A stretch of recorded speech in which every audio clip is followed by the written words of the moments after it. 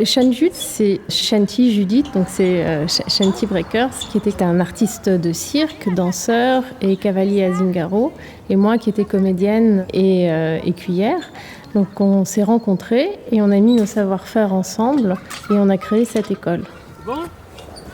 C'est une école qui allie le cirque, le théâtre et le contact à l'animal. Tout tourne quand même autour de l'animal et de la relation qu'on entretient avec. C'est vraiment une école un petit peu laboratoire. L'expérience avec les chevaux, c'est une expérience fondamentale d'altérité.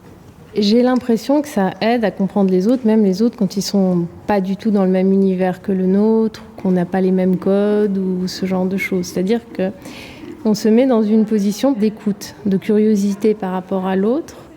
Et puis après, c'est de se dire fondamentalement ce qu'on peut changer aussi quand quelque chose se passe pas très bien pour nous, avec quelqu'un, comment on peut déjà soi-même agir en modifiant avant de vouloir changer l'autre. C'est déjà essayer soi-même de changer une attitude.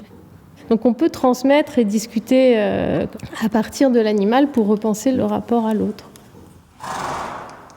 On a une compagnie aussi professionnelle avec laquelle on travaille sur le rapport homme-animal. C'est une compagnie qui est faite de comédiens, de danseurs, d'acrobates qu'on a pour la plupart formés. Donc on puise dans les connaissances de chacun pour créer des spectacles en lien avec ces thématiques.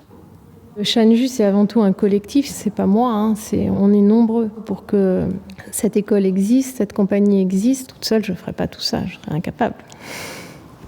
En tout cas, les chevaux, eux, ont l'air contents. Le Shanju, c'est vraiment une utopie, c'est une tentative du vivre ensemble, c'est de la cohabitation entre les espèces, les enfants, les adultes, tous les animaux qui sont présents ici.